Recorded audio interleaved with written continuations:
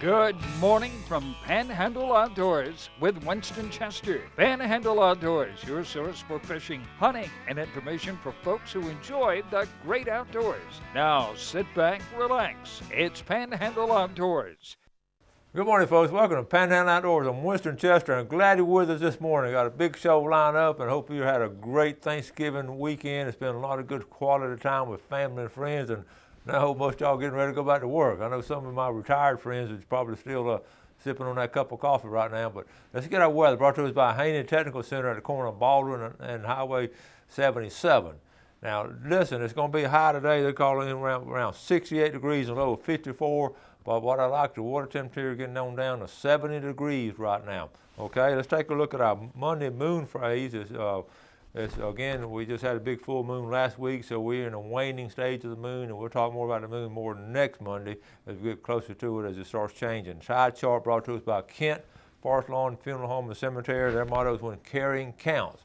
We're looking at a low tide this morning at 10:40 and a high tide right after midnight at about 12:03. And today is the last day of November, and we have some really strong tides, have some strong tides over Thanksgiving. So it's been a good month, and we're looking forward to a wonderful December. To me, that's the fastest month of the year, December. It just seems to fly by with everything going on.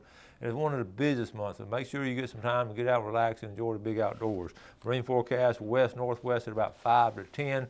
And we'll do our river readings tomorrow. So let's go ahead and take our break, and we'll be right back with our special guest.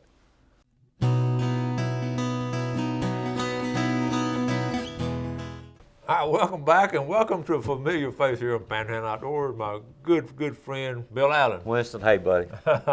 First of all, now, Bill's on this he started this diet. He's lost, how much weight have you lost? 51 pounds. 51 pounds. So if you don't recognize him, it's because he's lost so much weight. But that's the good news. The bad news is another 25 to go or so. Okay, just set him a goal, and he's doing it. I tell you what, with Bill, I'm just going to close the book because we don't have an agenda this morning. We're just going to sit. I told Bill, let's just sit down here and talk for a while. We hadn't done that together in a while. So, you've been pretty busy? Business-wise, I've been real busy. It's been a great year. It's funny that you mentioned that. I have a lot of people that will get in touch with me that think that I'm guiding full time. When really I don't guide at all. I got the captain's deal, but that was mainly to increase my knowledge, and then someday I may do it. But I appreciate the calls, and especially Winston. I'm always amazed. We were at the Seafood Festival in Apalachicola. I was at the ballpark here watching people play, and the boys and I own property up in Caryville, and I'm in Vernon in a little restaurant. And people come up to me all the time asking about the show and asking questions and that kind of thing. I mean, it's a wide variety. It's younger people and women, men, older people, everybody. I'm glad you said that because it fascinates you, and it's such an honor to for people to come up and for y'all to watch the show. It's an honor. We appreciate it, but to come up and talk about it and all this, it's good. Yeah, it's fun. It is fun. I mean, you're not bothering anybody. Yeah, and we'd love to do it, and we're going to just try to do better and better and more shows. And when I retire, we may even start taking the show on the road. Just go. Which is getting close. Yeah. Yeah, we're going to talk about more of that later, but we're counting down the days now. But it's been, and that's another story. But we were talking about earlier we've got so much to talk about. You and I both love a lot of the same things. We love to fish and hunt, same kind of hunting, same kind of places. But we were just talking before we came on the air about dove shoots this year. And how many have you been on? I've only been on a couple. Yeah, and I've been low this year. But every year we say this, but next year we're going to do some serious dove shooting.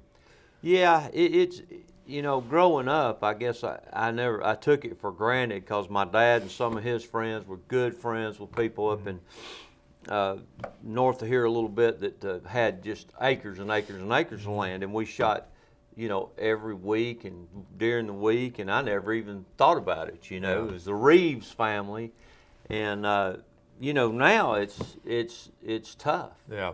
And in fact, we were talking about kind of networking and doing it, and we've got some property that we're going to try to put a small field on anyway, big enough for a few of us to shoot. We're going to try to do the same thing. I got I got a good friend at church. I was talking to him yesterday, and he had this little network of 4 or 5 different guys and located in 4 different areas. So they'll just rotate, on weekends, and they'll shoot his spot one week and then go the next week. And what they'll do, they won't come out of his about another month. And if they can shoot every Saturday, and they'll call each other actually on a Friday night. They will call each other, and are the birds are in or they're not in. Yeah. And one of the things he brought up, And then we go anyway on Saturday. yeah, they're gonna come in anyway. He always optimistic. And then he also mentioned a good point that that last hour or so of shooting, where most of us are blazing away, they don't shoot that last hour, and give the birds a chance to just sort of just come in there and get some food and all. Yeah. So that's interesting. So a dove shoot, that's on our agenda. Do more of that. And in fact, I'm looking at the dates. I got the dates here. This is going to go out. This segment is going to go out December 7th, but only going to be out like one week, and then come back in December 12th through the 15th. Now, will that be the morning shoot when it's open? Yes, the morning shoot. That's fun. It doesn't last long, but Yeah. it's high excitement for an hour and a half It at gives daylight. what a lot of people are doing are going to shoot there and then go to get in tree stand that afternoon. Yeah, true. And a double header. True. We'll talk about. Let's see. While we're talking about hunting, let's go ahead and. The duck hunters had a good opening weekend. I know I got some good pictures I saw last week, and a variety of ducks. Yeah, there's been a lot of ducks. And how about Bill Shields, our buddy Bill Shields? Is he going duck hunting this year with that wind up decoys and all? The absolute. He we duck hunted years and years ago and kind of got out of it, but this past few years, Bill's got seriously back into it. He's redone his boat and got his camouflage on it, and he's got those decoys. I can't think of the name of them right now, but the ones with the wings, moving everything. He's got an elaborate setup. He loves shooting wood ducks. We gotta go down and shoot some with him. I got a picture the other day on Facebook. I think it was Justin put it on there about it, and all the acorns was in the wood ducks crawl and all. I sending back a message to him. My brother and I back in the day would have a contest when we came in that night from shooting. Would clean them and see whose wood duck had the most acorns in it. I think it was like 17 or 18 was set our record. There is a bumper crop of acorns. They sure are everywhere. And it's tough. And too, you're competing with those with food plots and corn feeders and stuff like that, because the deer they're not having to come out. They can stay in the deep woods and eat acorns, and that makes it a little bit tough. That's that natural food. And the squirrels ought to be nice and fat. A bunch of them out there too. Let's take a quick break, and we'll be right back with Bill. All right, welcome back. Here's my good friend Bill Allen, and we're just getting ready to start December off riding good outdoor stuff. And we'll talk a little bit about dove shoot. Let's go into one of our favorite things that we do together, winter fishing. Yeah. And we got to do it over the years, and it's just been a lot of fun. Oh, it's a blast. And, it's a blast. We're going to be going down there. We got to get a little bit colder right now. Headed towards Appalachia. Yeah, it needs to be where you can't feel your hands, Yeah, we got to make it miserable so we don't enjoy it. That's why we tell our wives, I'm just doing this for the family, get some fish for the family. It's making a sacrifice to go. But I'm excited about it. Greg loves to go, Rudnicky, and Bill, of course. Bill and I went, I don't know how many years ago, 20, 30 years ago, when we started going over towards Appalachia, and around some of those river mouths where they come into the bay, and those the white shrimp come in there, and then those big trout follow them, when the water gets really right. I haven't got any reports yet this year. There's a couple of guys who go. They just start going early before it just till you find the fish coming in. But it is a blast, and I know you've shown a couple of those shows more than one time. People love it because we've got out there, especially that one with you and Bill, the three of us. That was a really good trip. That was a good trip. And it's like I say, really January, late December, January and all, we hit it pretty hard. But it's some good action and all on there. Talking about action, last week on the Sunday before Thanksgiving, I got a report that's one thing about Facebook. People just lit up all of a sudden and say the kings were at the pier. Amazing. I said, you know, but I looked at the sources, and these guys, it's Howard Farrer, some of those boys that know how to fish, and they fish it hard. And when they light it up, I know it's true. Yeah. And they just came through, and they had a good afternoon, a morning and afternoon, and somebody sent some videos, some bait fish all over the place out there. Just weird. Yeah, I don't know about offshore or near shore so much, but I know back in West Bay, I had the opportunity. My brother-in-law Cliff was down, and so we, you know, chased redfish for 2 or 3 days, part of the day anyway. But there was a ton of bait out there. There was a lot of bait. Two things that we have not, that sort of not surprised me, I've been disappointed in, we really have not had a pompano fall run. No. Now there have been some scattered pompano caught. It started off on normal time on the west end, boom, boom, boom. They were catching them like a day or two. And I said, well, here it comes, I'm waiting for it to move. And then I kept hearing, I kept checking with the pier and kept wanting to hear from them, and there were some scattered ones. And then down at Blue Water Outriggers, they just said the same thing. There's just been some scattered. There hadn't been any heavy run of pompano. No, that's everybody that I've talked to. Just, you know, sometimes you get in the right place at the right time, holding your mouth right, and you do pretty good. But it's just been a hit and miss kind of year. But now I tell you what, I have heard. I've talked to several guys on these. If you can get offshore to some of these, you know, inshore wrecks and spots. Flounder, they've been wearing the flounder out offshore. I think the gigging is probably over with. You know, it's just so you have to keep an eye on it every year. We went one night and really didn't see much of anything, but we had wind to deal with. We were a little limited, but I've heard some real good catches of flounder, you know, inside a couple of miles at some of those spots or wrecks or those buoys.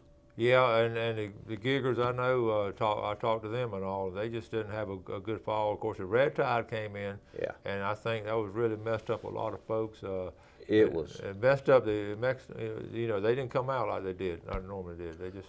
I talked to Jim Lewis the other day. He had some family down. He took his big boat and they went out towards Land's End, the island, and he said he got out and he walked about a 400-yard stretch of beach.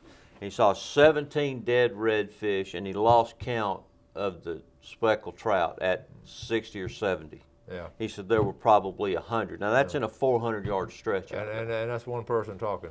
And he mentioned in one little stretch, and you think about some other folks going down to the west of us or to the east of us. It was devastating. It really, really hit us hard, and it stayed here longer than I thought it was going to stay too. Yeah, it was rough. Everybody's comparing it to. Do you remember 2000 when that was such a bad red tide that this was as bad or worse?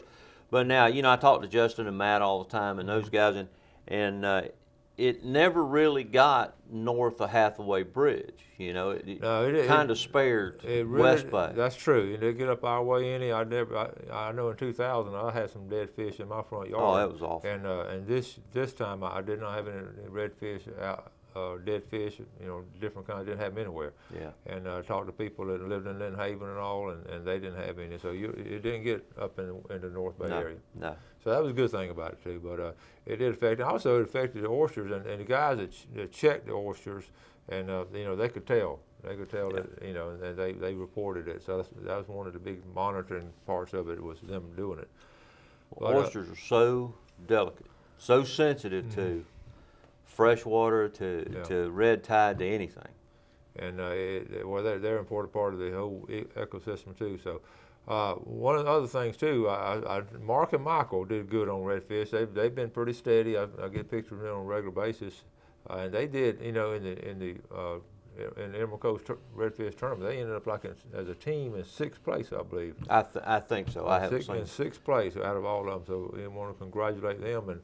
And I want to give you credit, but when Mark moved down here, he was a bass fisherman, but you turned him into a red fisherman. Well, you know, he and of course Michael was only about this high. And some of those pictures are absolutely hilarious, you know. And of course, my sons and I were in junior high or high school at the time, but and we were fishing a lot back then. So and they just took the ball and ran with it. You know, it's like a lot of people. You know, you get hooked on that inshore stuff, you know, and you start chasing. I love to chase redfish. I mean, but you start chasing those around, and you know, we've talked about it a few times, but the trout now are bigger than they ever were, 30 years ago. If you caught a 3 or 4 pound trout, it's just an absolute gator. Greg and I'll catch 20 a year now that are over 5 pounds, throughout the year. So it makes it a lot more fun. One thing I brought up the other day, I hadn't really elaborated on it back in the day and all, especially when I was doing the book and all about the glamour fish was the speckled trout. Everybody wanted, you had speckled trout tournaments. You had people talking about speckled trout. Redfish was not a big deal. It's sort of, well, there wasn't that many of them. And the guides will get aggravated with them when they take the people out trying to catch speckled trout. And they will, oh, get out of redfish. We got to get out of here to school redfish. Let's get out of here. I remember talking to them. Oh yeah. And now it's just the opposite. The guides are all targeting the redfish. There's a huge population compared to what they used to be. Oh man. But now. Pound for pound, it's the best fight you'll have on lighter tackle, and they won't give up till they get to the till you get them to the boat. That's why you have to revive a lot of them when you put them back in, which is very important. Yeah. And I don't keep any redfish. Yeah. But you got to take your time and revive them, respect them, so you can catch them again. Well, you don't see any more speckled trout tournaments to speak of, but you see redfish tournaments all over the place. Yeah. You have, Well, I think TV had a lot to do with it. They started showing the redfish tournaments that were being held down in South Florida and in those areas. So it kind of popularized it a little bit more. And then as people went out and realized that you could catch them, that they weren't such a rarity that they used to be. And like I said, it's pound for pound. They'll give you all you want. Yes, a lot of fun catching them. Let's take our final break, and we'll be right back.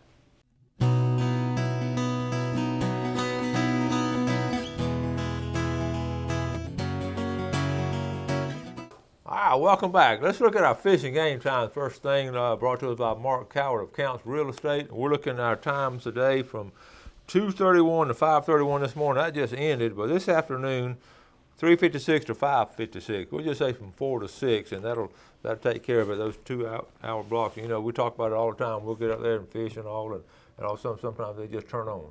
Oh yeah. And it just well, those are surprisingly accurate. I was a little skeptical when we first started looking at them, but if you'll compare it to, fish get active at that time. Well, I just had memories of, fishing and all growing up and all. There were just times when they really turned it on, and I was skeptical about putting it on the show, and I really, I'm a believer in it too. And it's not going to be exactly on there because you have other variables like the fronts coming in, the clouds and rains and all. That's going to affect them too, but.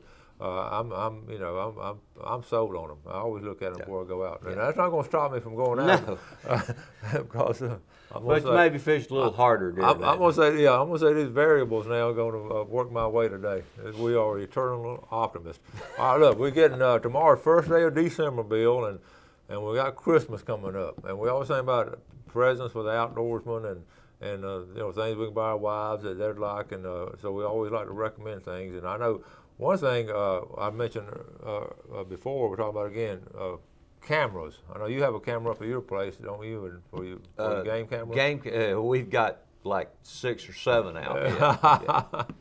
They're fascinating to see what's going on. Oh yeah, it's fun just to to look at them. We've got Dalton has got duplicate cards for all of them. So when we go out and hunt a particular stand, we'll just pull the card, put a new one in, and then he's got his laptop at the camp, if you will, so we can kind of look and see when they were walking. We were out the other day and decided on 2 separate stands, and there was a new one that we put in, and we've planted this year. Yeah. Put that 6-way winter mix in, and it did really well. Well, we didn't necessarily see anything, and so on the way back, he swung through, pulled the card. And there was a 6-point and a 4-point tied up at that other stand over there, cool. Practicing. That's always exciting. Yeah, except for when we're sitting on both sides of it, and they're right there in the middle, and we didn't see anything. Well, they know that. They do know that. They're smart. But, I love those game cameras. Okay, and some other things you can get, of course, all kind of tackle, all kind of tackle for Christmas. Yeah, you never have enough. You can't ever get enough tackle. Yeah. And one very important thing. I know you're not going to bring it up, but full box. Yes.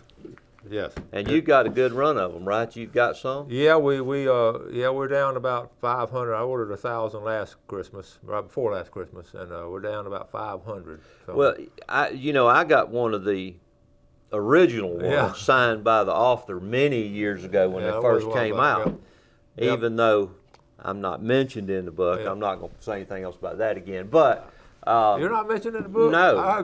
Well, you know Bill why? Shields is now. That was the ultimate insult. Bill's Yeah, mentioned because one of the captains he worked for He was a mentioned deckhand him. back in the day, Yeah, but when we ball deckhanded. I got Greg Brudnick in there too. Yeah, with that big trout, But, he lucked I mean, up on that. If you'd day. had a trout that big, I'd have put you in No, there. I understand. I understand. But you know, what still fascinates me about it is stories and how people. I'll on occasion, spontaneously, I'll tell my students a story out of here. And these 17, 18-year-old kids, they'll sit there with their mouth open. That really happened here? It's kind of, you need to have one, but I don't know how many. I've given 6 or 7 as gifts They to do people make a that great present, yeah. and one is my cousin that I fly fish with up in North Carolina. Yeah. Had nothing to do with this area, and he just fascinated by seeing all that went on. And you know, you talking about what we were talking about early, St. Vincent's Island over there. Yeah. You know, and he's just fascinated by it. So I mean, he's way up there in North Carolina, but they make wonderful gifts. You know, my grandsons enjoy. You know, they read and they're enjoying looking at that and seeing all that stuff. It's just. I know it's your book, but it really is a great history of this area. It gives you a background of where all this came from. Well, just one of the highlights of my life is the things I've done in my life. It just, I think more than important than doing it was meeting those old timers and sitting down and talking to them. And I've got their voices on. A lot of them gone now. A lot of them are gone now, and I'm so thankful that we did this when we did, and it was a special time. And I'm very pleased with it. We've been blessed with this book, and probably this will probably be the last run. Till you write the next one. Now you're retired now. Yeah, and I know since then people have sent you a ton of pictures and stories and stuff like that. Yeah, they have. They have. And, I know what it take you 3 years to do it. We did it for worked on 3 years. It was a labor of love, and I've told the story before. And we're gonna run out of time, buddy. Always. We got to go to work, haven't we? Yeah. We're still working. All right, folks. Thank you for coming on. Anytime. Thank you all for watching Panhandle Ords. We appreciate your viewership. You be sure and do something good for your fellow man today. Have a great day, and God bless. God bless. Thanks for joining us for Panhandle Outdoors with Winston Chester. Panhandle Outdoors features hunting, fishing, and other activities and information to help you enjoy the great outdoors. Join us next time for Panhandle Outdoors.